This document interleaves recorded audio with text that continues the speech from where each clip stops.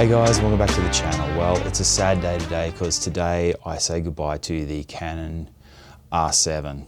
I don't have the camera with me. I popped it in the post this morning off to another buyer who's hopefully going to get lots of use and enjoyment out of the camera as I have. So I want to go through some of the reasons why I love this camera and some of the reasons why eventually I decided to sell it and move on to a different camera, the one I'm shooting on right now. So firstly, for the things that I loved about the R7, I think I just loved the image quality.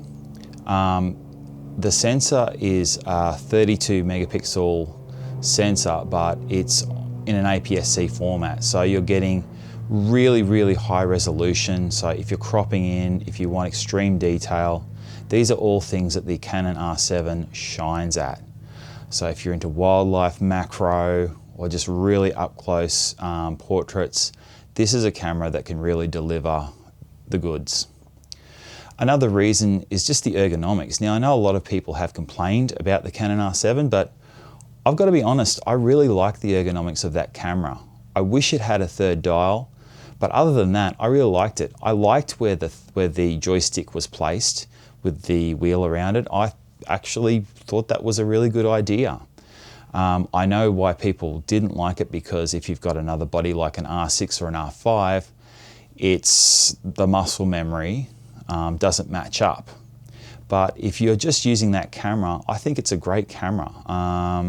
And I never personally had a problem going between my R6 Mark II and the Canon R7, apart from missing that third wheel, that third dial that I could use for my exposure triangle. Another reason why I loved the camera was the video quality. This camera became my primary video camera for over a year. And I just really loved shooting on the R7.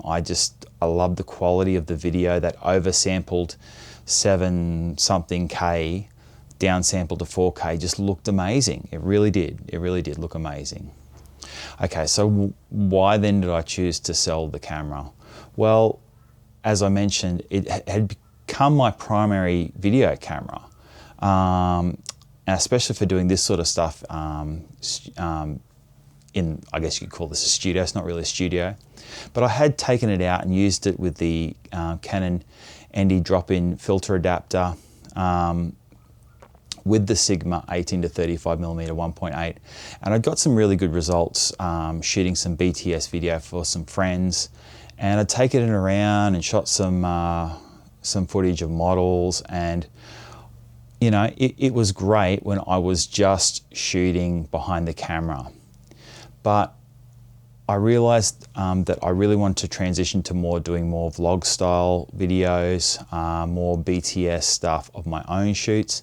And for that, I really needed a camera that I had to think less about it.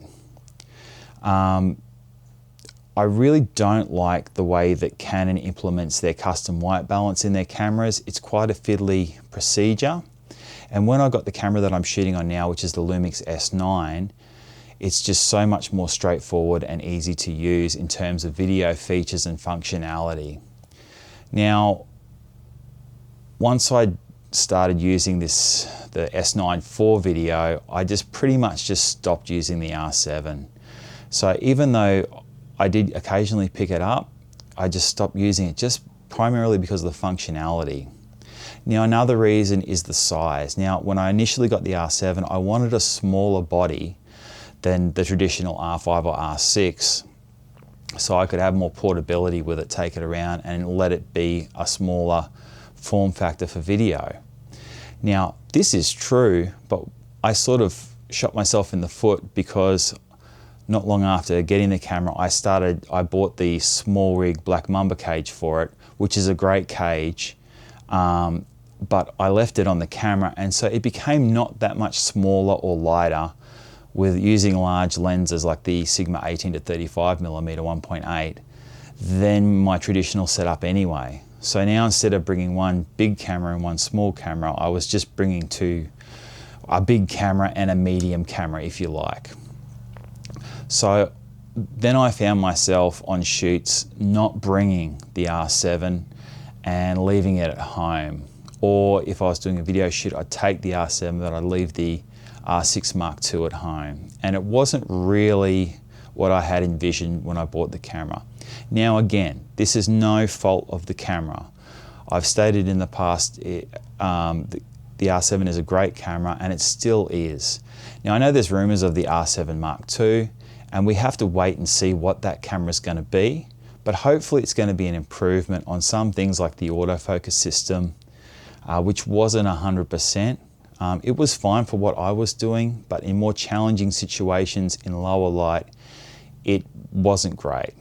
Another thing that I struggled with the R7 was just the ISO. I really found it unusable after about 800 or 1000 ISO. With video you could maybe get away with 1600, but it was pushing it. And I think with today's modern cameras we've just become spoiled.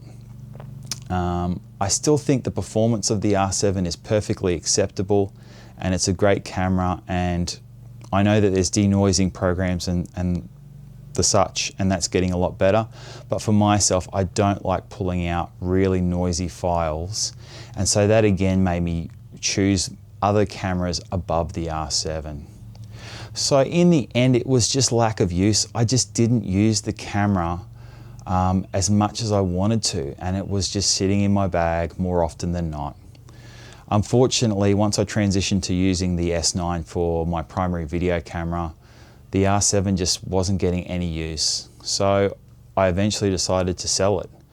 And hopefully the buyer will get lots of use out of it, and I'm sure they'll be very happy with the camera. So let me know in the comments down below, have you had the R7? Are you still rocking the R7? Are you looking at buying the R7 in 2025? I still think it's a great camera, and I think that when the R7 Mark II gets released, it will still be a great camera to buy for those people like wildlife enthusiasts that are just starting out and want an APS-C body that will give you that extra reach and still has amazing features and dual card slots and all that good stuff that the R7 has. Okay, so that's it for me, guys. Let me know what you think down in the comments below, and until next time, see ya.